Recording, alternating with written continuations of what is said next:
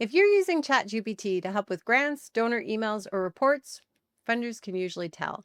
And the real problem isn't that you used AI, it's that they quietly stop trusting what they're reading. Once something feels generic or AI sounding, credibility starts to slip. And not even loudly, not dramatically, subtly.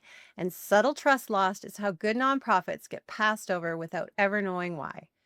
Now, I sit on both sides of the funding table. I'm a nonprofit coach, but I also read thousands of grants and reports as a trust advisor and a donor advised fund founder.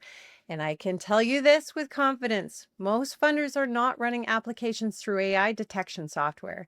They don't need to, they can feel it. By the end of this video, you'll know the exact signs funders notice when AI is involved and why those signs matter more than any detector, and how to use tools like ChatGPT without flattening your voice or burning that trust. Now, let's start with the most obvious AI tells, and that's formatting. AI tends to overuse M dashes. They're often used to smooth transition and make writing sound more polished or sophisticated. Humans do use M dashes, but usually sparingly and far less often in formal writings like grant applications. So when a reviewer sees multiple M dashes in your document, it doesn't automatically mean AI, but it does feel off. It signals writing that hasn't been fully adapted for a formal funding audience. Then there's emojis. This one seems obvious, but it still shows up. If a grant or a report or any kind of funding document includes emojis, even sparingly, it immediately shifts the tone. It reads as casual and templated and not written with a funder in mind. Divider lines are another giveaway. Those clean horizontal breaks you see on blog posts or LinkedIn content don't belong in funder-facing documents. When they appear, it suggests the content was generated or repurposed rather than intentionally written for a grant. And overuse of bolding is another quiet AI tell. AI often bolds phrases inside paragraphs to create emphasis. In fundraising writing, that kind of formatting feels promotional instead of professional, and it subtly undermines your credibility. So next up is the AI structure tells. So AI loves neat framework. Three key points, numbered lists where they're not needed, bold headers with colons, perfectly balanced paragraphs. I mean, humans don't actually write like that. We jump, we emphasize weird things, we linger where it matters to us the most. And another big thing that funders notice is the language. AI has a favorite vocabulary. So words like delve, foster, bespoke, robust, underscore. And none of these words are really a problem on their own. The problem is density.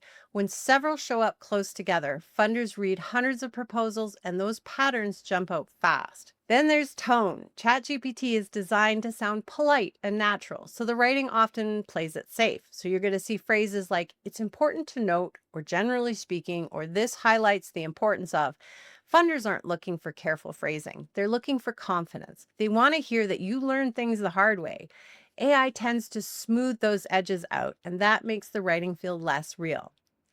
And finally, the ending. Humans get tired and stop. AI wraps things up neatly. If your document ends with a tidy summary that just reinstates everything above, that's another quiet red flag. Now let's pull all of this into perspective and let me show you the difference between AI style writing, which sounds like this. This initiative aims to foster community engagement by leveraging strategic partnerships to create sustainable impact. Human writing sounds like this. We've tried 3 approaches last year, 2 failed, 1 worked better than expected. It involved fewer partners, more conversations, and more uncomfortable asks. That experience changed how we work with our community. So see, same topic, completely different signal. So how do smart nonprofits actually use AI without it backfiring? Well, they don't use it at the end. They use it at the beginning. AI works best as a thinking partner, not a final author. So use it to brainstorm, to organize messy notes, to summarize research, to get something rough on the page, then stop. Don't paste that output straight into a grant or donor document. Strip out the AI voice, delete the obvious buzzwords, break up sentences on purpose, remove tidy summary paragraphs, then add what AI can't fake well at all, and that's real specifics, a moment that actually happened inside your organization, a decision that didn't go smoothly, a challenge that surprised you. These details signal ownership and experience, and they build trust faster than any polished language ever will.